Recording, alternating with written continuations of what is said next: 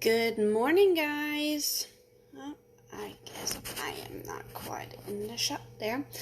Good morning, guys. Glad you could join me. As always, if you're watching the replay, let me know.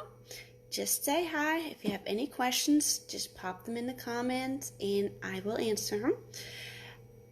Today, we are starting a new series on what you can actually eat on keto. We will be starting talking about cooking oils.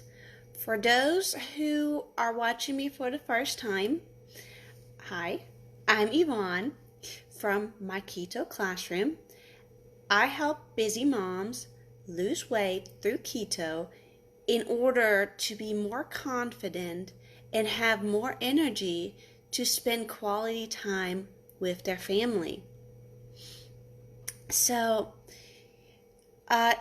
it was about 2 weekends ago while my husband was making dinner when he informed me that we had been out of sunflower oil for a while now. And was I aware of that? I did a grocery list, I did a grocery shopping, so he figured he would tell me. It occurred to me that although there had been substantial progress made in helping friends and family and women in our online community overcome the fear of fats, there's still a lot of confusion on which ones to consume.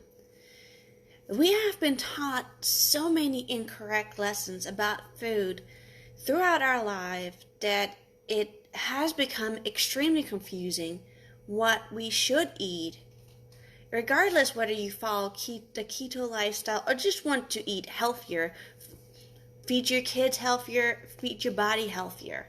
Whichever it is, there's so much confusion out there because, especially around fats, we've been taught this is the good fat, no, this is the good fat, this is the bad fat, and so on. And I believe that it's possible for us busy moms to live a healthier, more energetic lifestyle that helps us nourish our bodies and those of our family without having to spend hours in the kitchen or preparing food that our kids won't eat. If that resonates with you, I would like to invite you to hang out with me on the next coming Teaching Thursdays for the new series of What Can You Actually Eat. And as I mentioned in the beginning, today we're going to start the series off with talking about cooking oils. The new series on Teaching Thursdays actually ties into the series that I started with the net carbs. I started that about 2 weeks ago, and you will find all the old posts on my Facebook page or in my Instagram highlights. So check it out. On Instagram, I'm My Keto Classroom. My Facebook page is My Keto Classrooms with an S. But let's dive into the cooking oils. So when you are cooking with oil, the important thing is that you get a stable oil an oil is not a who, sorry. Get a stable oil that can withstand heat and that does not oxidize or go rancid easily. Now you may wonder, what is all this oxidation and stuff? What is that? Well, when oils undergo oxidation, they react with oxygen to form free radicals and make harmful compounds that you do not want to consume. So,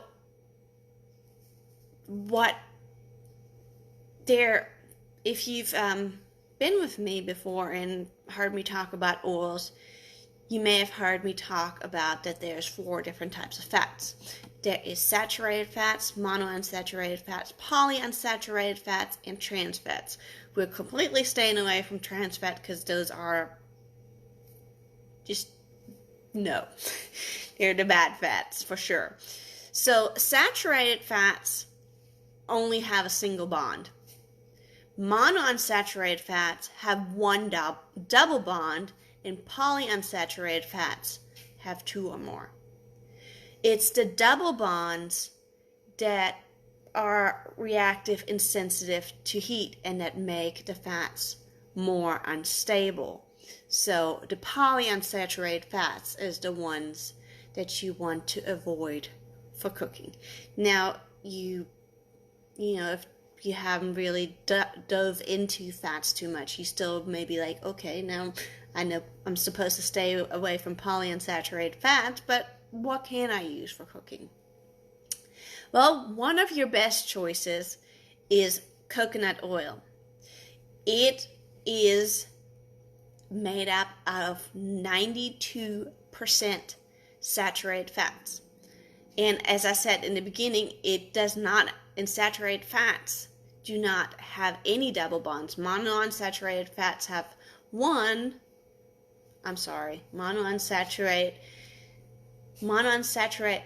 have one double bond.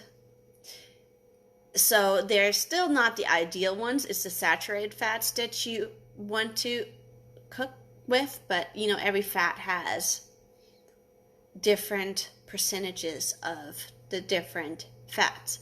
Like coconut oil, which I said was the number one to go for cooking. It's 92% saturated fat, 6% monounsaturated fat, and 1.6% polyunsaturated fat. So all your oils are going to be a combination of the different fat, but it's the one that is the highest that they're classified in. And I talk about this all the time, especially in my masterclass, but if you've watched some of my other videos, you are probably tired of me talking about it. So coconut oil, great for cooking. Another one is either butter or ghee. Ghee's actually better. And what ghee is also known as clarified butter. And that has some of the lactose and proteins removed that can cause a little bit of an issue with butter, because those are the parts of the butter that might burn when you cook them at high heat. So butter is 68% saturated fat, 28% monounsaturated fats, and 4% polyunsaturated fats. Another one that works well for cooking is olive oil. Now this one is a monounsaturated fat. It is 75% monounsaturated fat, 14% saturated fat, and 11% polyunsaturated fat. Now animal fats too work very well for cooking, but the problem with those is it varies a lot on how the animal was raised that you're getting the fat from, and that is sometimes really hard to determine. But those fats include things like lard or baking drippings. Another one that you can use as well is palm oil. It is pretty close to evenly distributed saturated and monounsaturated fats, and it does contain some polyunsaturated fat. And another one is avocado oil. Excuse me.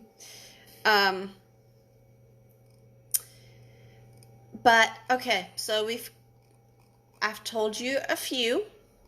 I'll recap them real quick.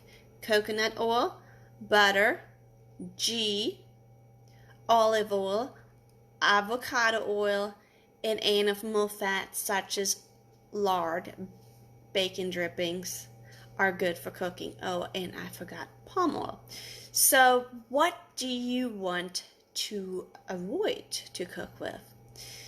Well, like I said in the beginning, basically it is your polyunsaturated fats, because those are not very stable under high heat. And those are soybean oil, corn oil, cottonseed oil, canola oil, rapeseed oil, sunflower oil, sesame oil, grapeseed oil, safflower oil, and rice bran oil. Now, when you get your cooking oils, especially your unsaturated fats, your monounsaturated fats, it's important to store them correctly. So you want to store your fats in a cool, dry, dark place.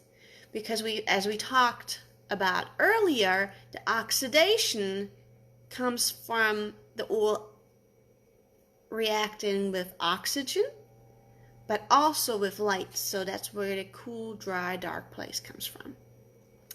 So I hope that clears up some of the confusion on what to use. Now, these were just oils for cooking. You know, on keto, we incorporate oils in so many different ways that there is definitely more than the ones I named that you can use. They just might have a different purpose, and we will talk about that later in the series. So if you have any questions, just let me know and I'll be happy to answer them. And I hope to see you again next week.